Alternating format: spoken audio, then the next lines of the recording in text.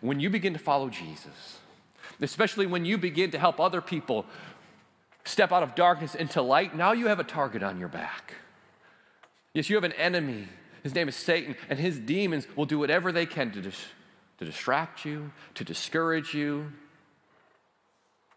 And in those dark moments in your life, you're going to need some friends in your corner that are going to be there for you, to encourage you, to help you get through those ups and downs of life. That's what we see happening in Saul's life. Verse 23 continues saying this, that after many days had passed, the Jews conspired to kill him. But Saul learned of their plot, and so they were watching the gates day and night, intending to kill him.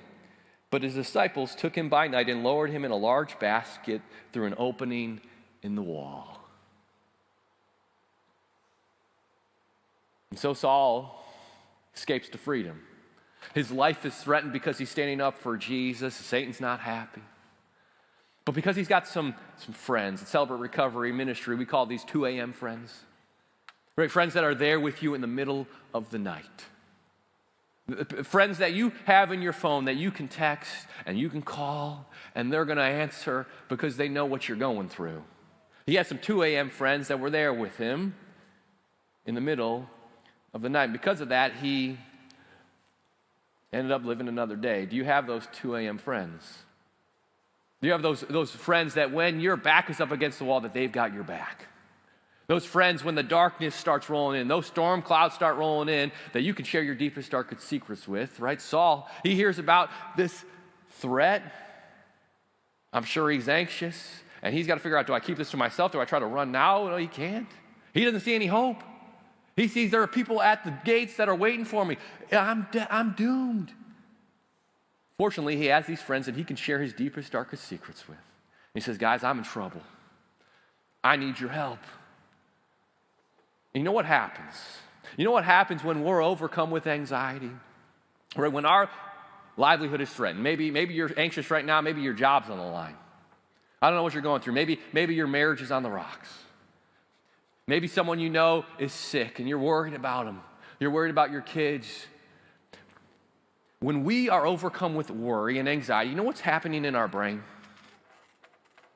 Our brain begins to play tricks on us because our prefrontal cortex, the part of our brain that is responsible for creativity and problem solving, shuts down. And our amygdala takes over, and it's called amygdala hijacking, and it begins to produce cortisol, stress hormones, and adrenaline, and we're ready to fight or to run, but we can't think creatively, and we can see no hope. And so what do we need? We need some 2 a.m. friends that are able to speak truth into our lives. Because it's in the midst of those dark moments that we begin to hear the voice of Satan. I've been there before. I don't know if you've ever been there, but Satan takes advantage of these moments in our lives, and he begins to whisper lies into our hearts, into our minds. Lies like this. It's because you're not good enough. It's because you're a failure. It's because nobody loves you. It's because you're all alone. I don't know if you ever hear those lies. I hear them. And in those moments, our brains begin to play tricks on us, and we need other people to remind us of the truth, to remind us that we are dearly loved children of God, and that God loves us so much that he sent his son Jesus to die for us, to bleed for us. And if he would not spare his own son, that he won't spare anything. He would give us all things. And we can trust and we can know that he's in control. Unfortunately, Saul had those 2 a.m. friends who could think creatively about the situation. Well, Saul couldn't, his friends could. I mean, who came up with the idea, there's a hole in the wall, Saul, we got this covered? I don't think Saul knew that. He wasn't from Damascus. He didn't know the walls. But I imagine one of his friends says, Saul, we got this. It's going to be okay. Because we know of this wall. Back when I was in college and I was down for anything, right? And I was out late and I need to get in past curfew. There's a hole in the wall that I would go through. We're going to get a laundry basket. We're going to tie some ropes to it, and we're going to let you down, Saul. And we're not going to let go.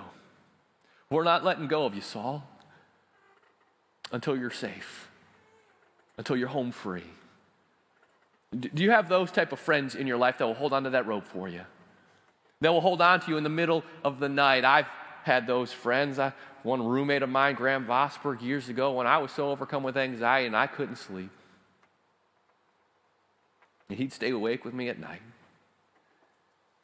And he would listen to me bear my burdens with him, and he would pray for me. Just a couple weeks ago, I needed to call up one of those 2 a.m. friends in Wally Simmons. Wally's the leader of our Celebrate Recovery ministry, and I texted him. I said, Wally, are you there? I could use some Wally in my life. And he said, of course. And I called him, and he just listened to what I was going through. Some pain, some sadness, some grief. And he was there to remind me of the truth. He was there to help me realize that the lies I was listening to were not true. So I'm thankful for Wally Simmons, one of my 2 a.m. friends. Do you have those type of people in your life that you can reach out to when your back is against the wall? If you don't have those type of friends, you can develop those relationships through a small group here at church, through serving on a ministry team, by attending our Celebrate Recovery ministry, our grief share group, our divorce care group. Those relationships aren't built overnight. They will take some time.